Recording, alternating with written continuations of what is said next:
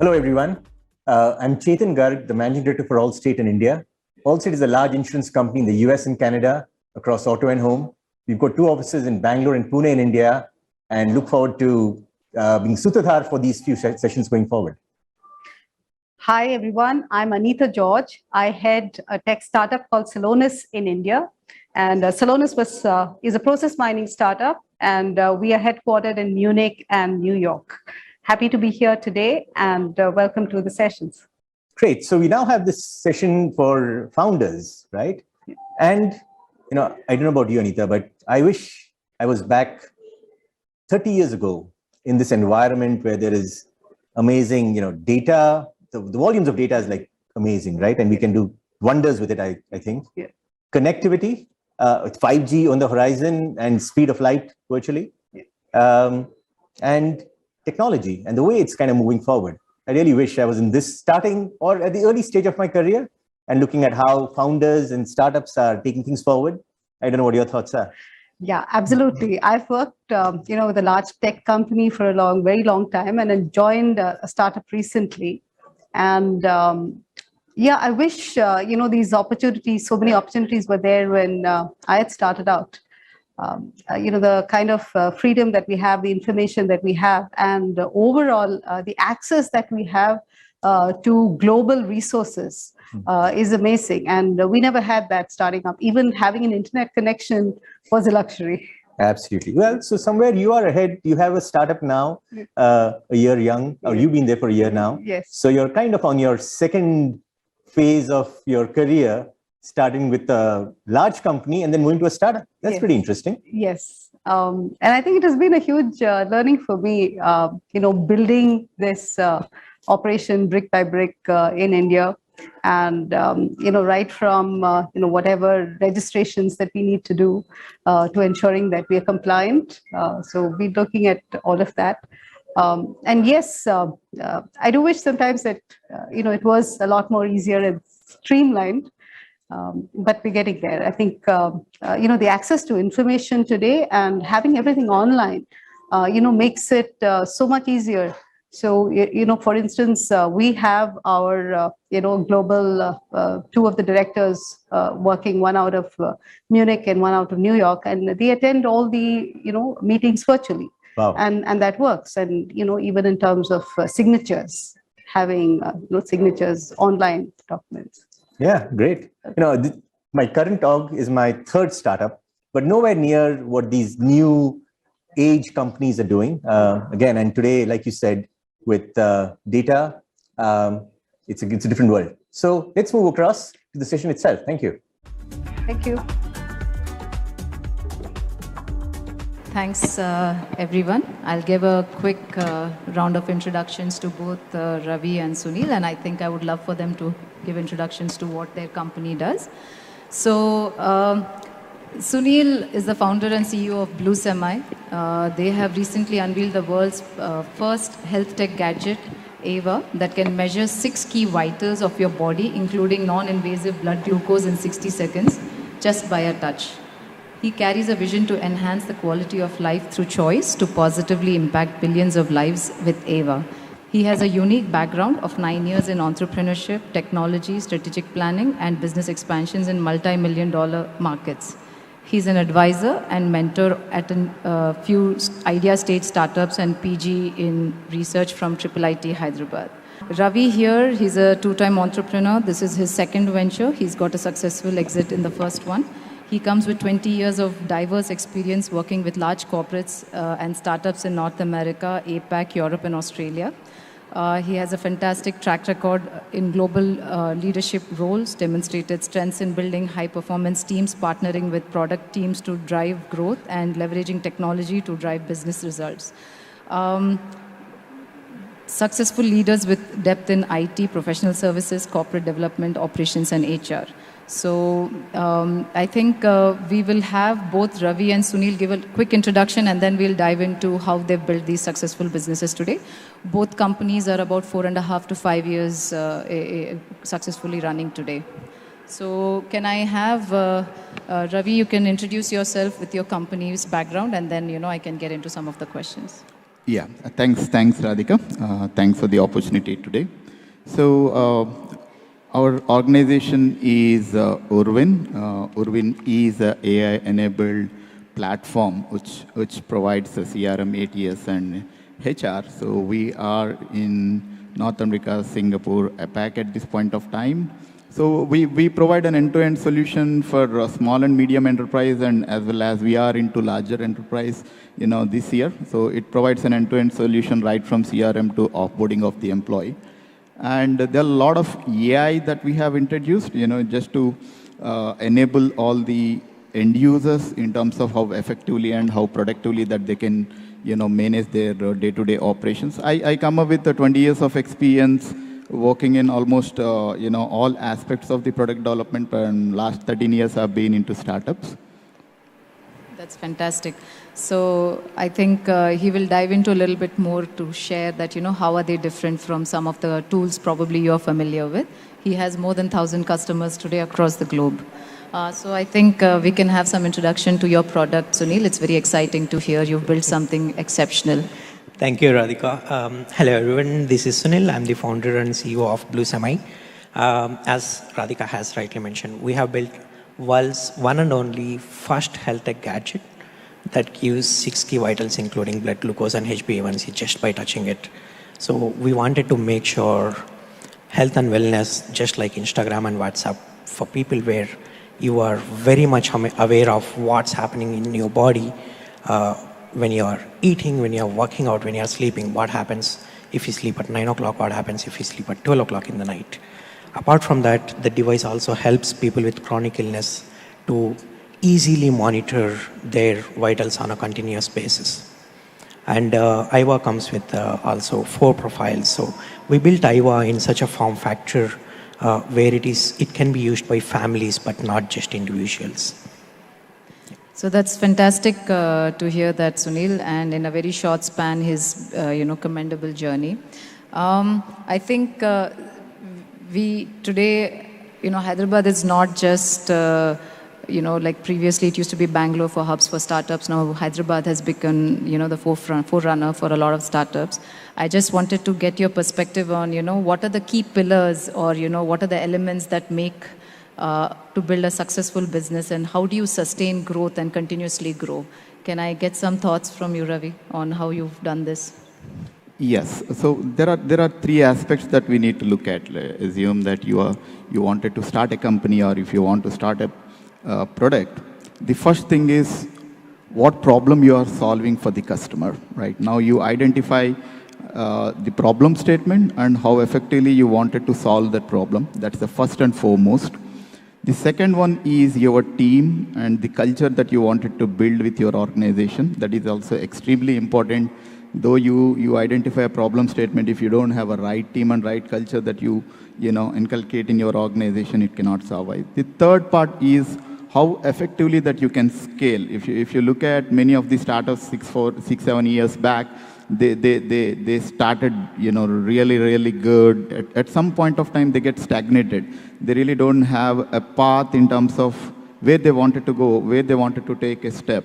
So they need to have a very strong vision in place when they start any organization, and that vision has to be diffused to the entire team. Your entire team should understand the vision, and they should be part of the journey. Unless you don't have your team part of the journey, it would be someone who would be, every day slogging around, okay, this is what we wanted to do, this is what we wanted to do. So, in my opinion, these are 3 pillars to start your organization and take it to the next level. Your problem statement, the team that you have, and the culture that you want to inculcate in your organization, and how you want it to scale. At what time you are ready to scale. What about your thoughts here? Yeah, so actually, I feel there are many pillars for a success, but since you asked for key pillars, I'll talk about the 3, as Ravi has already covered some of it. So I'll put the team as number 1 pillar, the product as the number 2 pillar, customers as the number 3 pillar, investors and advisors comes later. Coming to the team, as Ravi has rightly mentioned, they have to absolutely align and carry that vision along with you. So that's why many of the people say in startups, the top 50 people are most important people that you should have. You can't hire them randomly. Either you are following your vision or not, the team should be aligned to it and they should be able to carry forward. Right now I'm here and I literally know what each and every one of my team members are doing. I didn't put any trackers on them, but just, just the vision that lets them carry it without me they being there always on the field. Second thing is a product that we are going to build. Gone are the days where your product comes with a serious user manual and you need to have a PhD to understand it. It can't work that way anymore. The number one thing with your product is the first emotion that you have to trigger in your client is love for it. They should love it the moment they see it. And it should be so, the user experience comes into picture there, where we have different teams just to work on whether the switch should be here or the other side, just to understand how a user behaves around it. The third thing is clients. Being a startup, sometimes your client is very forgiving, but you can't take it for granted. You need to make sure you are emotionally connected. You can't outsource that to someone else and ask them to engage with the customer, because apart from your team, it's also your customer who carries that vision into the market. So you need to take care of these three aspects seriously. Thanks for the views. I think that's excellent. It's very true, especially today, a lot of businesses are built around direct to customers. So it becomes very important that, you're focusing on your end customers and, putting in the design thinking into place, and you're looking at the consequences of a poor quality or a poor customer experience. So this is good to hear. And I think we'll move to the next topic is around what are the major challenges you faced, Sunil, in the last 5 years? Maybe you can touch upon 3 challenges, and so that if there are any entrepreneurs in this room, they can also look at avoiding these things, or how do you tackle these challenges? Sure. Thanks, Radhika. Thanks for asking another right question. So again, even here, I'll say team as a first thing. As these first 50 people are important, we spent anywhere between 3 months to 1 year in just hiring one person. That's the kind of care we took in having this team member who are core to our team. And that was a most challenging part for us, because being a startup, when your product is even before out in the market, before you have your full funding in place, there comes the economical impact on them where they have options to choose. But here, the one exciting thing that for these people is your vision and how much they are aligned to it. Then all the other factors around it just disappear for them. They'll be fine to have it later, but they can't miss out now. You need to trigger the FOMO in people. If they can't join this wagon now, they'll miss out forever. That is the first thing. Second thing is obviously the fund. India has quick capital available everywhere, but doesn't have patience capital. That is, which is pretty rare. US invests in space technology to mine a asteroid, which is a heavy patience capital. But in India, the moment you talk, that's a physical product, then everything, people get a little scared. So that was another bigger roadblock we had to overcome by meeting the right set of people who have the similar mindset. Third thing is, obviously, when you are building a product, it's not just you who builds a product. There are different entities that are working with you as a third party, and majority of the times they will not be aligned. For them, building hardware means make a rectangular box and send it out.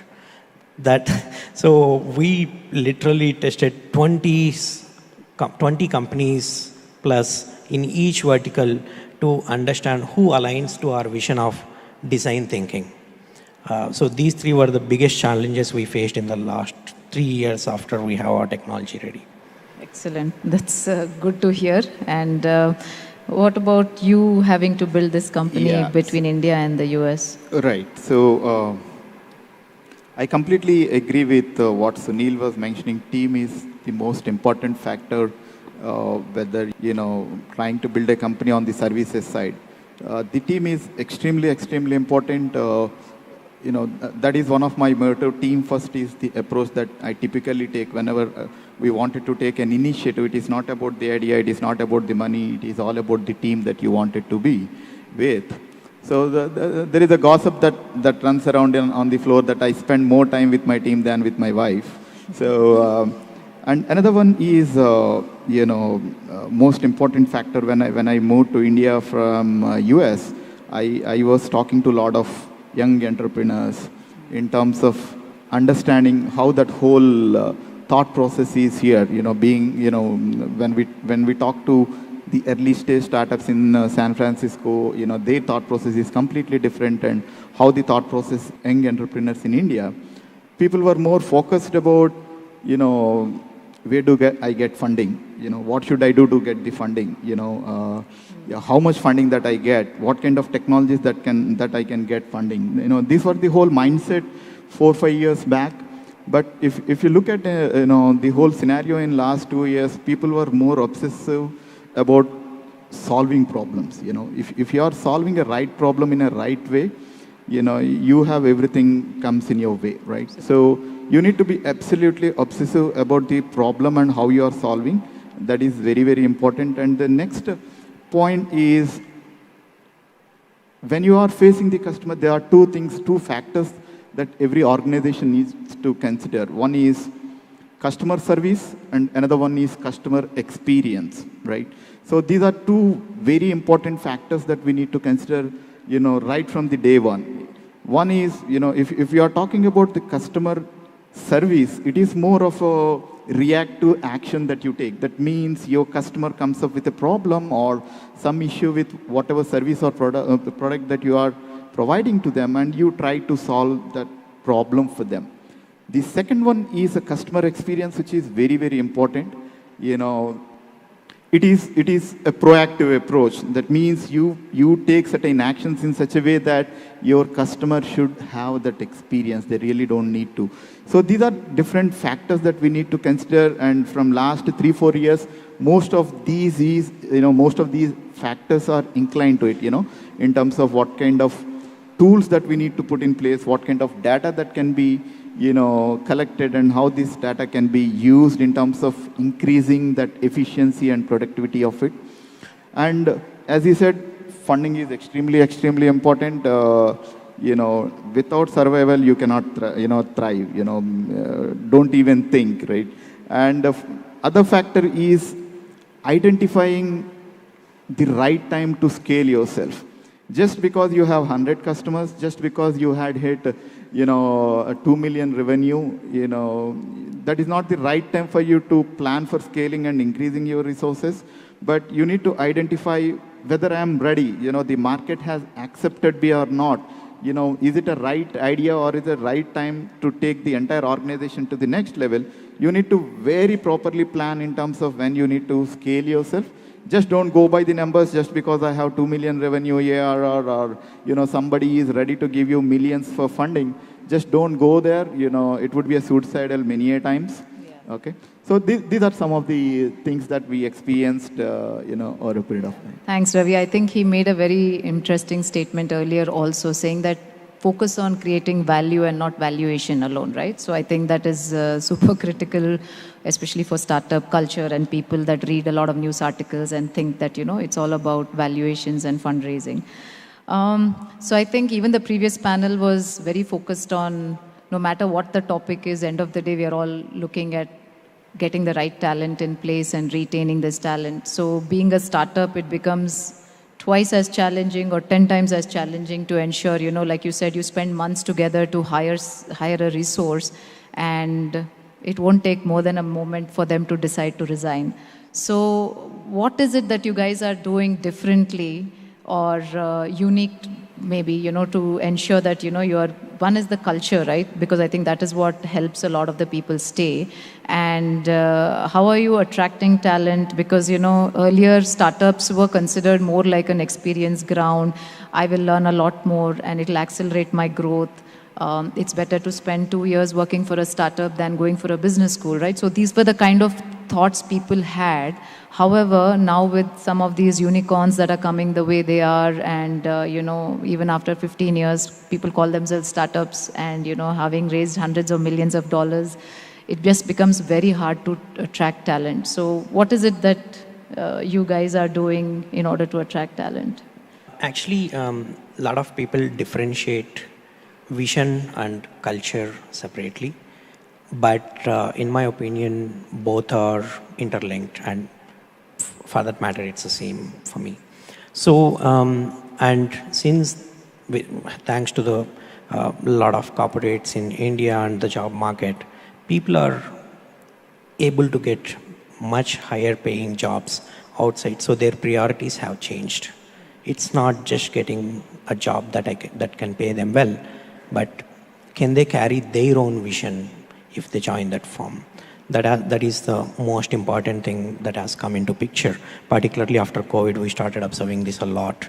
So the time that we take for those 3 months, actually, we don't look at 100 people. There will be 2-3 people only. But we see if they have that vision continued for that entire time, or is it just a keyword that they use to just get into a job? Here it's not about we will miss on the talent. If someone is not having that patience on that vision for that long, they are never right for you already. So these 3 months, we make sure we test their patience. We make sure that we test their vision, how much they are able to carry. I'm very proud to say a lot of the team worked on our projects even before we hired them.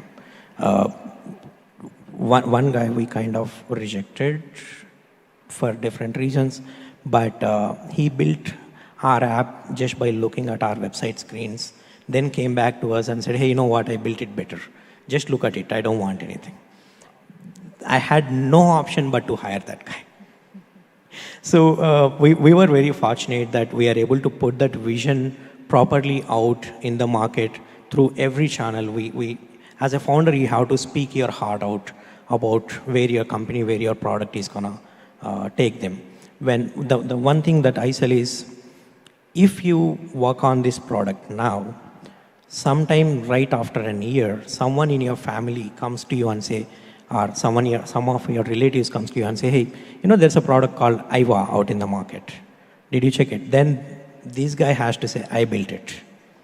That's a vision we actually sell to our team. Maybe as a founder, you have to pitch yourself even to your team, and they should accept it.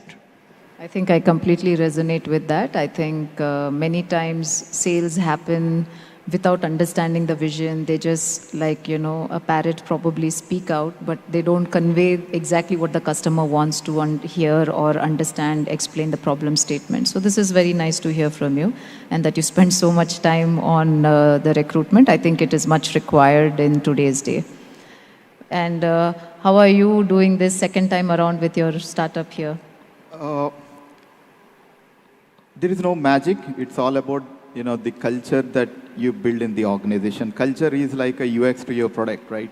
If you have a better UX and people feel comfortable to start using it, it's the same thing for any organization. You need to create a culture in such a way that everyone should start feeling that belongingness in the organization. So I'll give an example. When COVID hit us, we were in a startup mode. There were dip in sales. Entire market is in a speculative mode, whether we should spend money or not. We were clueless for 2-3 months. It is very important as a leader, what you speak and what you execute, right? You should always be in a mode that all the ears and eyes of your employees are looking at you every moment, right? So we were in a very speculative mode at the time. What should we do? Our capitals were, high at the time where we were planning to spend a lot of money in terms of hiring and scaling a lot of things. So the first discussion that we had is, do we really need to scale down the existing, employees?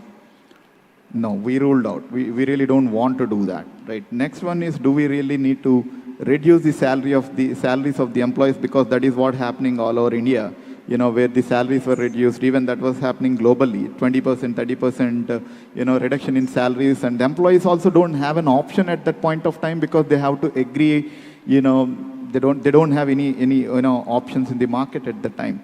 Then fortunately we decided, okay, we are not going to fire not even one single employee in the organization. And we are not going to reduce anyone's salary. In fact, we have given certain increments to some of the employees, matching to the market. So we had a really tough time for 5-6 months.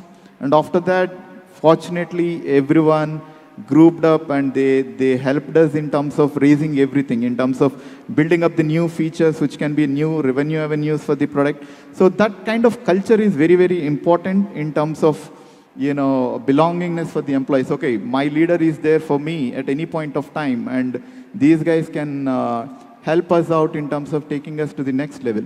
So it is very, very important. There are 3 aspects that we need to consider whenever you are building up a culture or starting a company or a product. First one is what impact it would give you as an individual.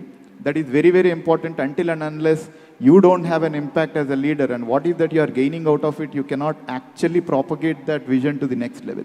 Next one is what impact that you are creating to your employees, what kind of wealth that you are generating for them.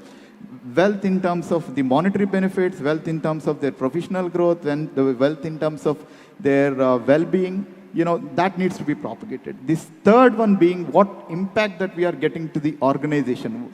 How you are actually creating that impact to your customers, right? What kind of experience that you are giving to your customer. If you have all these 3 right, people will just come to you, right? You really don't need to go into the market and try to search and do whatever to attract them. And culture is, your idea can be snatched, your employees can be snatched, but culture is something that cannot be snatched, right? So these are the 3 aspects that we typically look at, Radhika. Excellent points, both Sunil and Ravi. I think this is super critical. I also feel that, for startups, it's a little easier to build the culture from day one because, you're starting small. So it's possible to propagate the vision, communicate transparency in the system and, with the goals and all that. So this is great.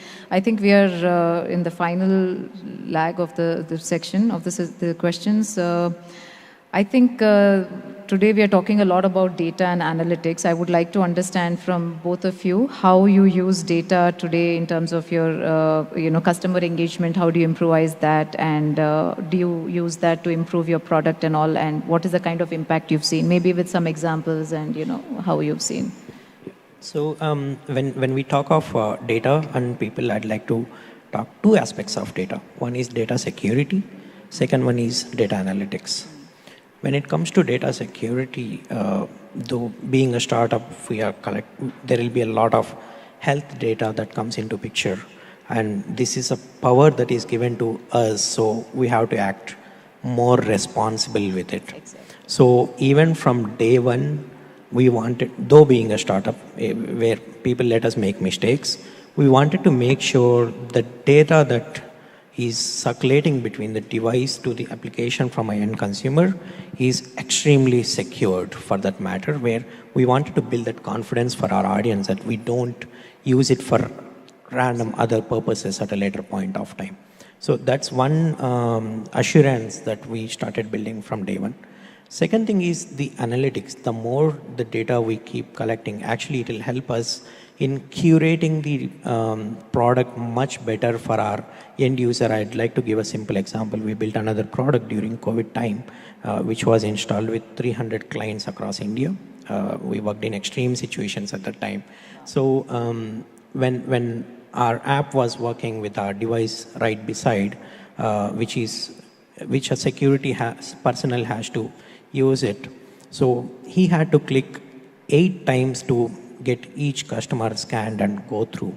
So once we had the data, we had to see there are around 5,000 people footfall on a daily basis, and it's 40,000 clicks, which is easily susceptible to human errors, which is a security person who won't go through it and he will just send them in.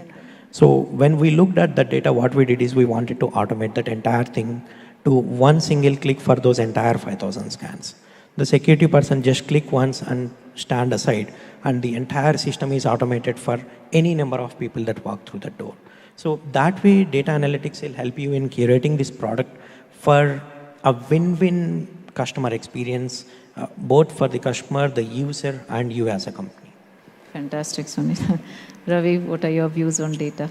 Yeah, so it's a vast concept. I'll just talk about a couple of instances and how data can be utilized and how data should not be utilized as well, right? So being an AI, rich portal, we handle a lot of data on everyday basis. How effectively we use, what are the possibilities of, what are the possibilities available using this data. Mm-hmm. So while building up our own algorithms, while using this data, we set up an ethical platform in terms of how ethically we can use the data. Certain things which the data cannot solve the problems for you. I'll give you an example, what I mentioned. When you are a customer facing, there are two things. One is customer experience and the other one is customer service, right? There was one instance that I was reading last week. There is a fashion apparel shop in US, Nostradam. There is an incident that happened there, in terms of understanding how the customer experience, be, trained in their employees. One of these customer went into that shop with a car tire, and he wants to return that car tire to them. They don't sell the car tires, right? It's a fashion apparel. He said, like, I bought this tire yesterday. So the executive told, no, we don't sell car tires here. No. So I bought this yesterday. I remember this is the shop, that I bought this and I want to return. Okay. So the executive took the tire and given him a voucher and sent him off. Right? And he thrown that tire into trash out there. Right? That is the experience that was created to the other side of it. He might be, he might be in a boozing mode. Once he comes out of it, the kind of experience that he got with a Nostradam at that point of time would remain the same. And when we look at the numbers part of it, now we are talking about customer service. Typically, what we look at is how quickly you responded, how many calls that you got, how many of them are resolved, what were the analytics that you built of it. All of this comes with a customer service that you are providing. But when it comes to this customer experience, it is an intangible thing, right? And it is something that you need to, train your employees in human terms, right? This is not something that can be achieved by your AI. This is not something that can be achieved with your numbers, no analytics, no insights, nothing. It's a pure human element, okay? So one is, how effectively that you can use your data. That is also very, very important. When we talk about a customer service, you need to understand you cannot use the same blanket umbrella for every type of customers that you are servicing. The way that you communicate, the way that you service to the customers in Asia might not work the way that you are doing for a North American customers. Absolutely. But how effectively you do that, all your data points, all your insights would help you out. Yes. And where exactly data cannot help and where your human intervention is needed is more of a customer experience. Correct, right? correct. So that's my call on the data. Thanks a lot, Ravi and Sunil. I think it was very interesting to have both of you on this panel. Really enjoyed our conversations. Thanks a lot, NASSCOM. Thank you. It's interesting. There is no playbook for startups, but we got some good insights here. I think they talked about how talent and people is probably the most important thing that they focus on, and a few others. Yeah, and my key learning was that, it's not just about customer service, but customer experience, and that's what wins over customers.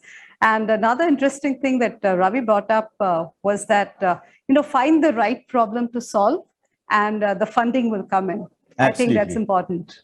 Yeah, and I was just really curious about how much time they take to hire people. Yeah, I mean, they quote the people virtually, and their candidates do work for them pro bono and show their passion before they get hired.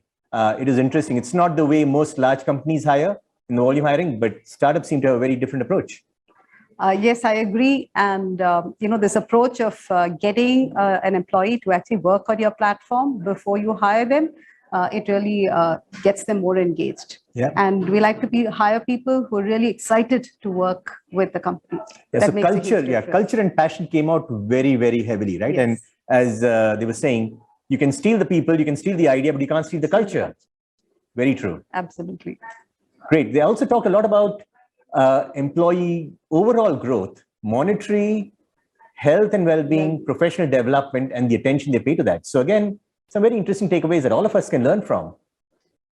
Absolutely. And I trust all of you learned as much as we did from this session.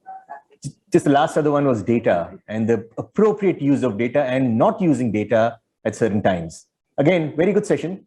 See you again.